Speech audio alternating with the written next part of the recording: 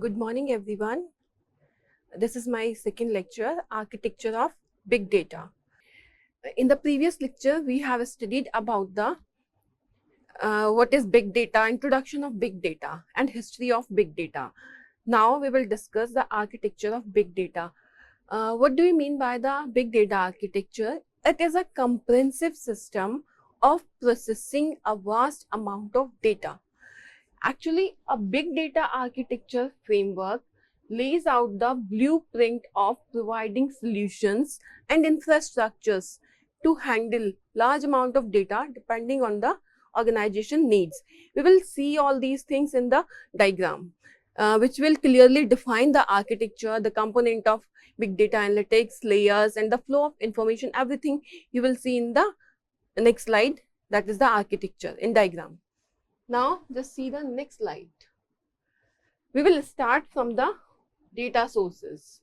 These are the data sources which which are in different form, which are in the different variety, like structured, semi-structured, and unstructured.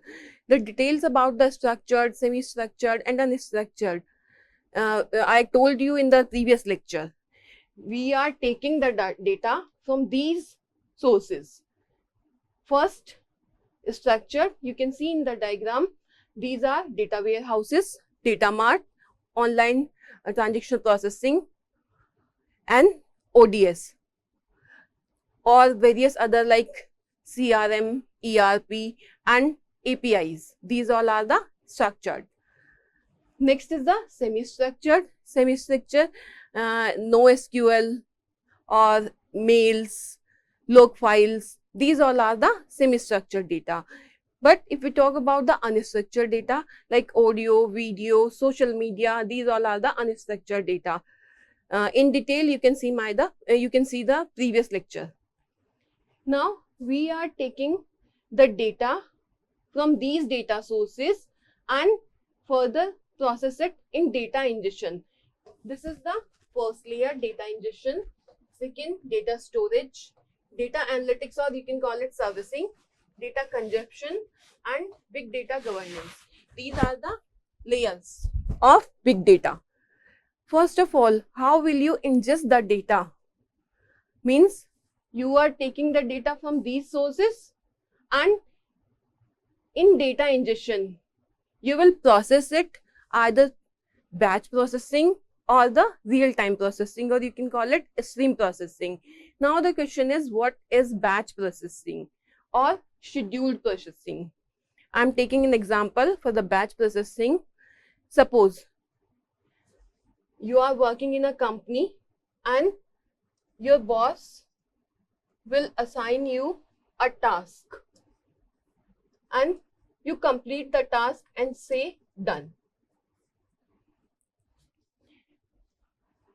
Next time again your boss assign you the next task. This is task 1, task 2, and you say again done. Third time again your boss give you a task and you again say task is done and write done. But after some time you are having a lot of tasks and you cannot process it parallelly or execute it fastly. You cannot give the response very fast. Means your boss have assigned you more than 3 or 4 tasks or 10 tasks or 12 tasks or 20 tasks or etc. Suppose there are tasks T1 to Tn, but you are not able to complete these all tasks at a time. Now what will you do? You will assign task 1 to worker 1, task 2 to worker 2, task 3 to worker 3. Means how will you complete these tasks? You will convert these tasks in the form of batches. Worker 1 is processing the batch 1. Next batch 2, worker 2 is processing the batch 2, and then batch 3. These all are the task, subtask. Means after processing these tasks, they will send the result to you and you will say again done. means you are processing your task in the form of batches, or you are executing the task in the form of batches, and then you say done. In this way you can process or you can execute the task in a very efficient way or in a very fast way, because we are talking about the big data.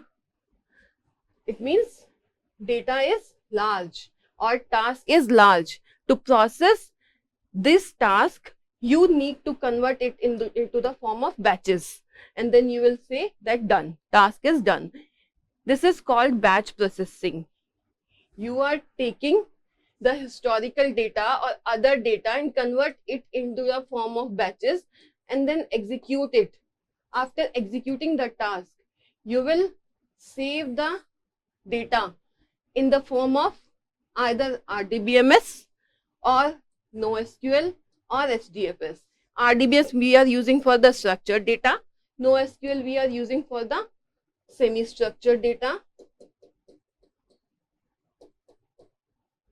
and HDFS we are using for the unstructured data,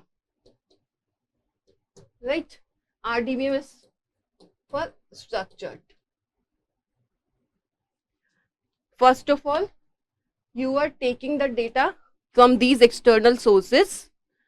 Next, you will do this data ingestion in the form of batch processing, either in the form of batch processing or in the form of real-time processing or stream processing. If you execute the task or you process the data in the form of batch, then after processing you will save the outcome in this database or in this database or in this. If it is a structure, you will save it in RDBMS. If this is semi-structure, you will save it in NoSQL. If this is unstructured, you will save this in HDFS. Next, second layer is data storage. Data storage, it means this work as a database, like type of system, data warehouse, ODS, data mart, cloud, on-premise or hybrid. Hybrid means you will save the data in NoSQL. HDFS means if you are taking the data from clouds, you will save it in HDFS because this is unstructured like audio, video, etc. After data storage, you will go to the analytics or servicing layer. We will talk about this after this analytics or servicing, right? Now in analytics or servicing, why you are processing the data? You want to get some insightful information, right? Or insightful data means you are doing data mining. For the data mining means you want to retrieve some hidden patterns or trends from this big data. आप क्या कर रहे हैं, इस data से कुछ hidden patterns find out करना चाहते हैं. You want to find some hidden patterns, trends or statistics. In this analytics part, you will find out the hidden patterns, trends, etc. with either through this machine learning algorithms or through this statistics or some recommendation systems or some knowledge graph or some pre-computed views. Means there are some models or engines through which you will identify the trends or hidden patterns in this analytics or servicing part. Means you are finding out the useful information from this large amount of data. After this, you will go to the data consumption layer, means visualization part. You have identified the useful information. Now you want to see the information through this dashboard or this report or in the form of this visualization, etc.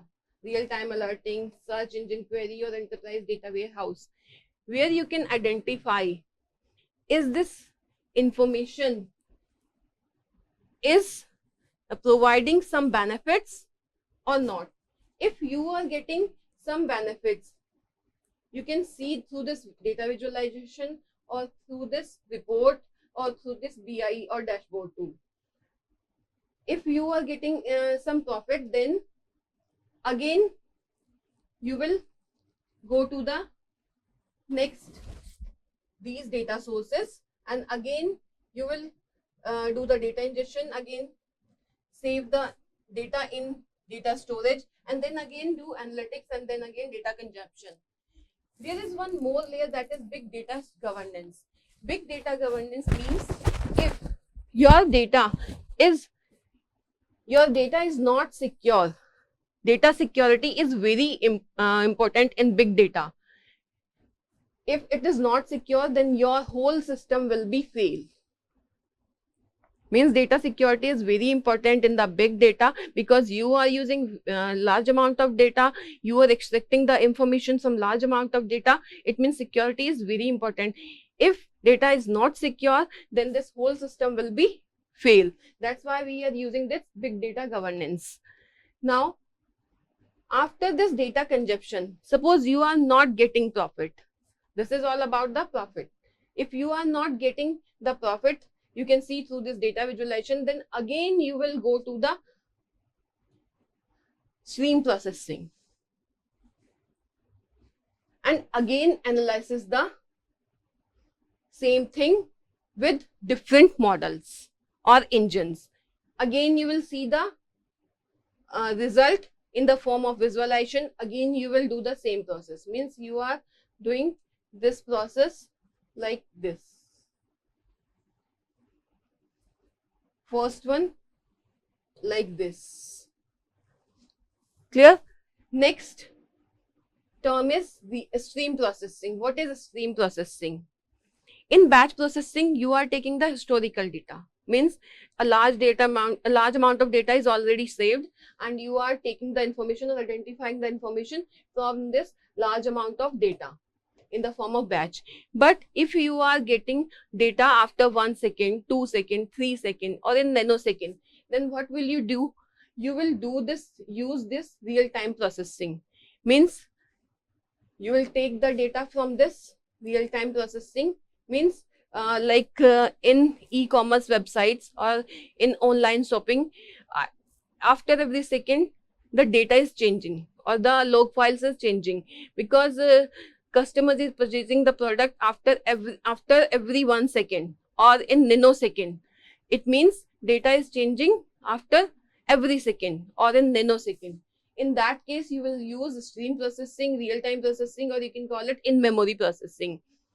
And after collecting the data, again you will analyze the data with the help of this statistics, machine learning, or recommendation system, and identify the hidden patterns and trends.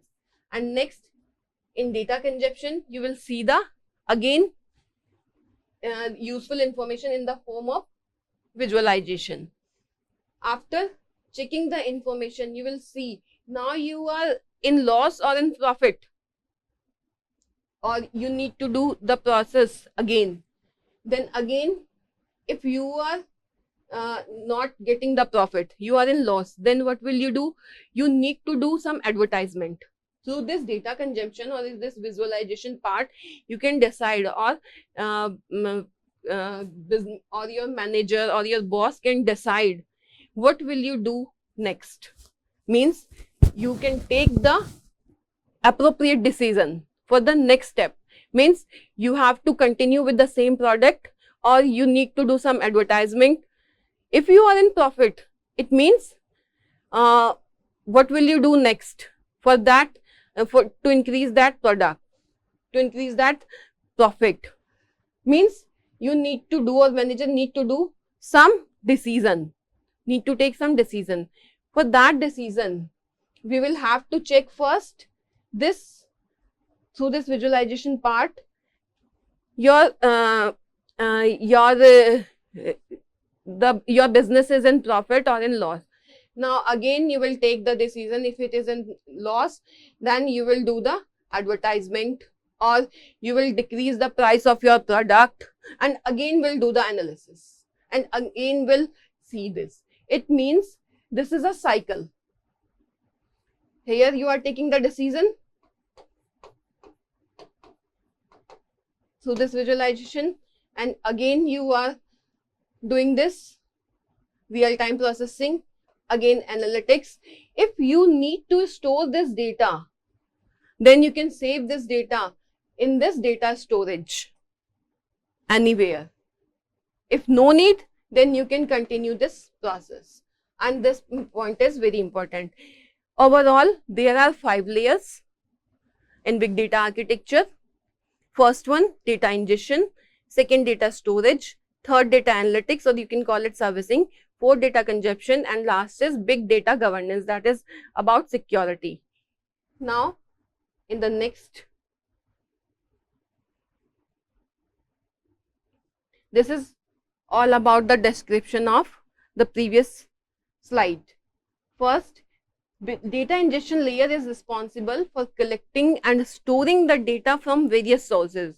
In big data, data ingestion process of extracting the data from various sources and loading it into data repository or data storage. This is the key component of big data architecture because it determines how the data will be ingested, transformed or stored. Means you will ingest the data either in the batch, either through the batch processing or through the real-time processing, right? Next is the data processing. This is the second layer which is responsible for collecting, cleaning and preparing the data for analysis. Means in data processing, you are preparing the accurate data or exact data or a meaningful data after cleaning or after removing the null values, etc. This layer is critical for ensuring that data is high quality. You need to have a high quality data for the accurate result and which is ready to be used in the future. Third one is the data storage layer. As I told you, you can store the data either in RDBMS or NoSQL or in HDFS, which is responsible for storing the data in various formats. These are the formats. HDFS will store the unstructured data, and RDBMS will store the structured data, and NoSQL will store the semi-structured data. It can be easily accessed and analyzed. If we are storing the data in different formats, then it is very easy to access and analyze. This layer is essential for ensuring that data is accessible and available to all other layers. You can see in the previous slide, there are bidirectional arrow. Means flow of information is bidirectional. Means data is easily accessible and available to other layers. Last one is data visualization. This is the fourth layer which is responsible for creating visualization of the data. Means human can easily understand, or a manager or a businessman can easily understand what he need to take the next decision. Means for taking the correct or accurate decision, this layer is important. This is important for making the data accessible, easily accessible. These all are the layers of big data. Thank you.